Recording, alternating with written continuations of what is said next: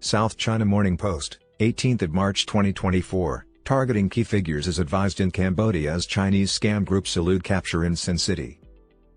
Due to its enormous debt and its train infrastructure, which essentially occupies and exploits Cambodia and its people, China has dominated the country.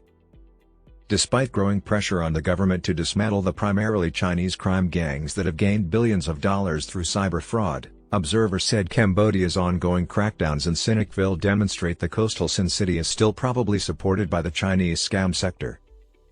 Authorities detained more than 450 persons during the most recent March 9 to 10 operation. They were allegedly involved in unlawful online gambling and pig butchering scams that were operating successfully behind the doors of licensed casinos. Numerous Chinese criminal networks have infiltrated Cambodia over the past few years through such activities. The majority of these networks are headed by Chinese mafia groups that base their schemes on the primarily lawless Sihanoukville. In a hurry, many apartments and corporate buildings have been constructed to serve as worker dormitories, offices, and other support locations for cyber fraud enterprises. Deputy Representative for the United Nations Office on Drugs and Crime in Southeast Asia and the Pacific, Benedict Hoffman, stated that although the investigations revealed an increased level of concern from local authorities, the efforts were insufficient to end the scam operations. He said, "It's more likely that the emphasis on law enforcement and raids will cause geographic shifts than long-term effects. Business will resume in a few months if historical data is any guide." Some Chinese workers who had taken a break for the Lunar New Year avoided being picked up by postponing their return to Sihanoukville.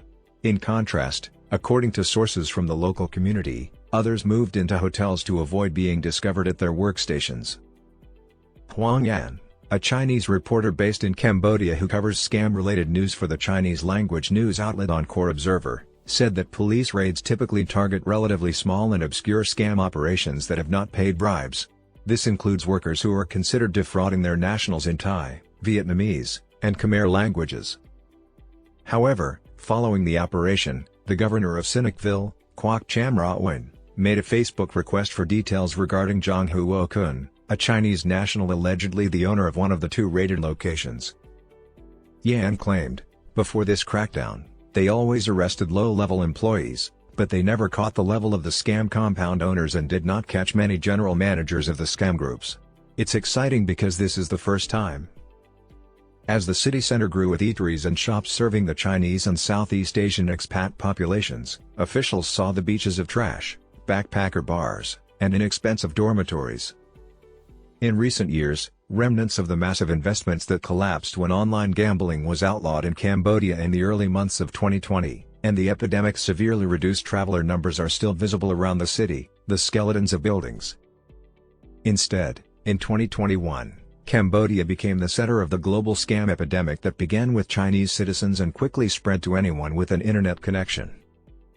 The Mekong casino industry has been characterized by the UN Office on Drugs and Crime as a parallel financial system that helps illicit enterprises launder billions of dollars, all of which are greatly facilitated by quick and mostly hidden Bitcoin trades. Since then, scam operations have spread to other major cities, including Dubai, Laos, Myanmar, and the Philippines. However, their operators have learned to relocate quickly to new compounds to avoid being targeted by the government. Most recently, it was claimed that scammers from Myanmar entered Cambodia following a crackdown by the Chinese authorities on places home to significant scam parks. The seaside town's businesses have temporarily slowed down due to investigations conducted by Cambodian officials in response to pressure from China, one of the most prominent regional investors, and its neighbors in Southeast Asia. However, the con artists won't leave the kingdom, one of the area's most impoverished nations. Power and money. In February, the son of the longtime premier and head of the ruling party of Cambodia, Hun Manet, announced that he intended to stop gaming licenses and that he had given province governors orders to inspect gambling venues at the local level of their jurisdiction. An economy and finance ministry spokesman told This Week in Asia that none of the approximately 200 temporary and permanent casino licenses already awarded had been suspended. However, he did not detail who would be subject to more stringent regulatory oversight. Although it is illegal for Cambodians to gamble, the industry nevertheless flourishes thanks to foreign visitors drawn to casinos, illegal gaming, sports betting, and internet fraud. Following many raids in 2022, scam operations in Cambodia were said to have slowed down, but Sihanoukville now seems to be back up and running. Anecdotally, there appear to be more foreign workers entering Cambodia seeking employment from neighboring countries like Indonesia and African countries like Egypt, Kenya, Ethiopia, and Uganda because of concern that the jobs provided would eventually be cyber scams.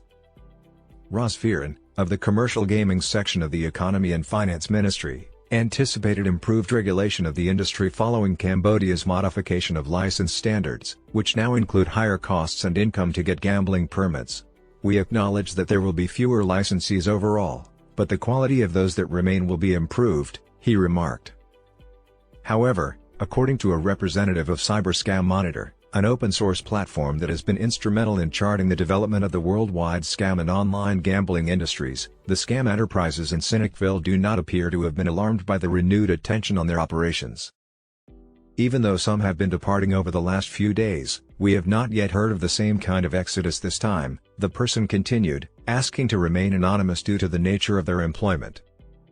According to the Cyberscam Monitor source, there is proof that the sector is well established in Cambodia and that powerful elite actors are profiting from it and ensuring its continued existence.